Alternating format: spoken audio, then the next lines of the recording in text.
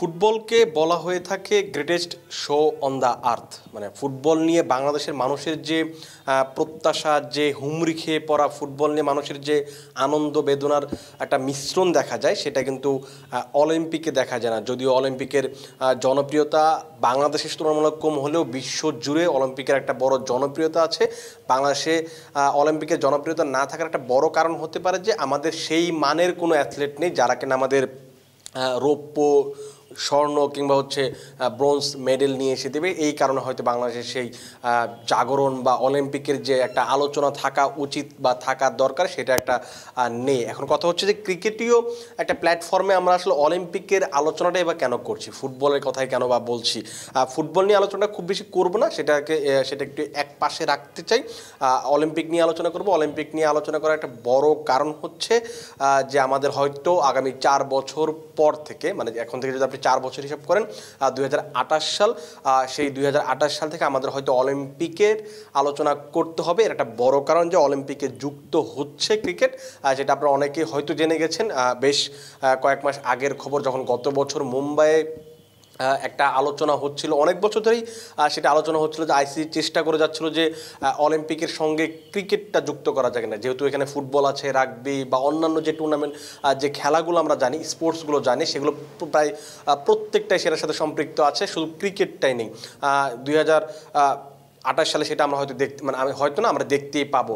এখন ব্যাপারটা হচ্ছে যে প্রায় 1 শতাব্দী পর অলিম্পিকে ক্রিকেট যুক্ত হয়েছে। লস অ্যাঞ্জেলেসে যে টুর্নামেন্ট হবে সেটাতে আমরা দেখব।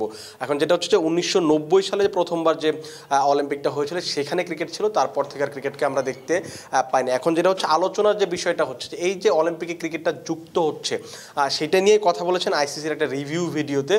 রিকি পন্টিং কথা বলেছেন যে এটা আসলে ক্রিকেটের জন্য একটা বড় প্রসার। কারণ অলিম্পিকে আপনি যদি দেখেন যে বিশ্বের প্রায় বেশিরভাগ দেশগুলোই এই অলিম্পিকের মতো টুর্নামেন্টে অংশগ্রহণ, যে কোনো একটা স্পোর্টসের একটা ইভেন্ট থাকে, যে ইভেন্টগুলোতে তিনি দল মানে অংশগ্রহণ করতে। আপনি বাংলাদেশের কথা বলতে পারেন, বাংলাদেশ থেকে এবার বেশ কয়েকজন অ্যাথলেট গিয়েছিলেন, তারা সেখানে অংশগ্রহণ করেছিলেন, যদিও তারা কোনো সাফল্যের দেখা পাননি, কিন্তু অংশগ্রহণ তো করে। এই যে কয়েকদিন আগে ফ্রান্সে হওয়া অলিম্পিকটা শেষ হলো, সেখানে প্রায় 89টা দেশ সেখানে তারা মেডেল জিতেছে বা পদক জিতেছে যেটাকে বলা হয়। আরও অনেকগুলো দেশ যারা জিততে পারেনি, মানে হচ্ছে যতটুকু জানি যে অনেকগুলো দেশ প্রায় 100-র বেশি তো অবশ্যই, 200-র কাছাকাছি দেশ এই টুর্নামেন্টগুলোতে অংশগ্রহণ করে। এখানে ক্রিকেটে যদি সম্পৃক্ততা তৈরি হয় বা সম্পৃক্ততা নেওয়া হয়, সেটা একটা বড় প্রসার হবে ক্রিকেটের জন্য।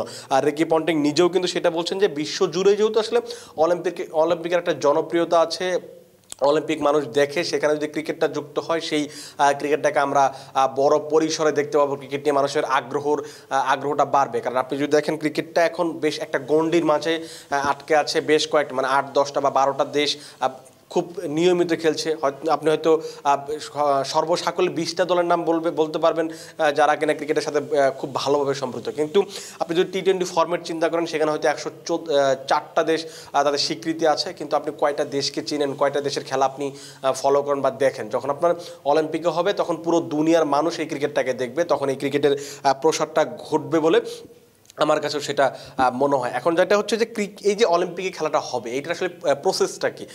এখনও যেহেতু 4 বছর আছে, প্রসেসটা এখনও পুরোপুরি অলিম্পিক থেকে জানানো হয় না যে কীভাবে কোন প্রক্রিয়াতে যাবে। এখন যেটুকু জানা গেছে সেটা হচ্ছে যে এই টুর্নামেন্টে 6টা দল খুব সম্ভবত অংশগ্রহণ করবে। সেই 6টা দলকে আবার 2টো গ্রুপে ভাগ করা হবে। তারপরে আস্তে আস্তে যে স্বর্ণ, রৌপ্য বা ব্রোঞ্জ যে মেডেলের পয়েন্ট তালিকা থেকে হয়তো 2টো গ্রুপ থেকে হয়তো 2টো করে দল যাবে, তারপর সেমিফাইনালে খেলা হবে, তারপর ফাইনাল, তৃতীয় স্থানীয় ম্যাচ নির্ধারণ হবে। এইভাবে হয়তো হবে, যেটা ফুটবলে বা অন্যান্য টুর্নামেন্টগুলোতে আমরা বা অন্যান্য যে ব্যাপারগুলোতে দেখি, সেভাবেই হয়তো হবে। এখন যেটা হচ্ছে যে এই যে 6টা দল সেখানে অন্তর্ভুক্ত হবে, সেখানে কি বাংলাদেশের চান্স পাওয়ার বা বাংলাদেশে যাওয়ার সুযোগ কতটা? আপনি যদি দেখেন, যেহেতু আমি যতটুকু জানি যে এই টুর্নামেন্টে টি-20 ফরম্যাটে হবে, এমনকি হতে পারে যে আরও কমিয়েও নিয়ে আসা হতে পারে। এটা এখন আমরা আসলে ঠিকঠাক জানি না যে কত ওভারের খেলাটা হবে, কিন্তু যতটুকু প্রাথমিকভাবে জানা গেছে সেটা হচ্ছে যে 20 ওভারের টুর্নামেন্ট হবে। 20 ওভারের টুর্নামেন্টে বাংলাদেশ কি সেরা 6 দলে আছে? মানে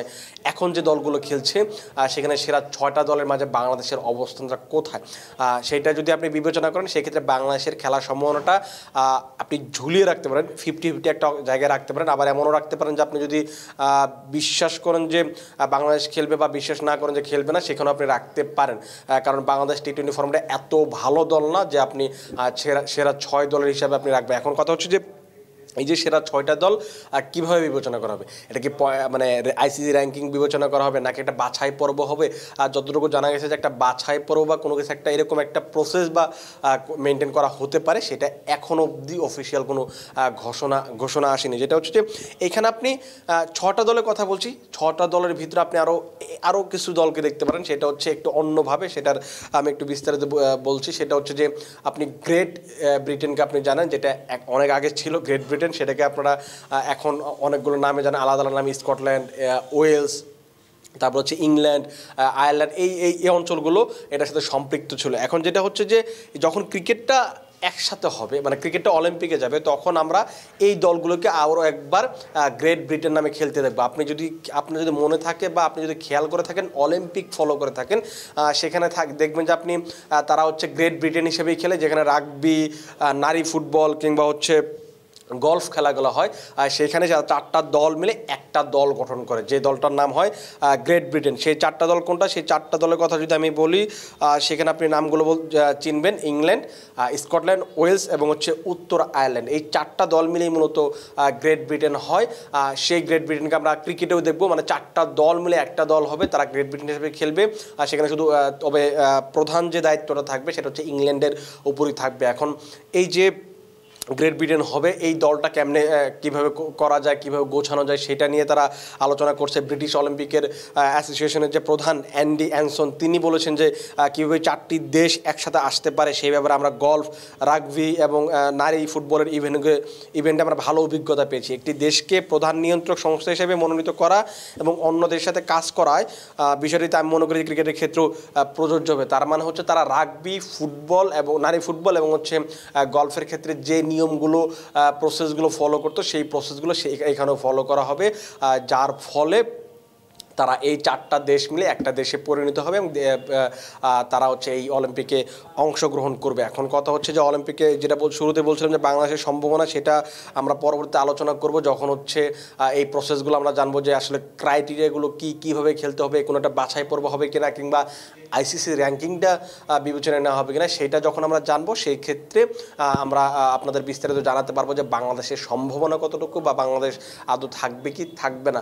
আপনারা কিন্তু এখনও কমেন্ট বক্সে জানাতে পারেন যে যদি 6টা দল আসলেই খেলে, সেটা যদি বাছাই পর্ব না থাকে বা বাছাই পর্ব থাকে, সেক্ষেত্রে বাংলাদেশের এই 6টা দলের ভিতরে বা অলিম্পিকে ক্রিকেট খেলার সম্ভাবনা কতটা দেখছেন, সেটা আপনারা কমেন্ট বক্সে জানাতে পারেন। আপাতত আপনারা ভালো থাকুন, সুস্থ থাকুন এবং ক্রিকফ্রেঞ্জির সাথেই থাকুন।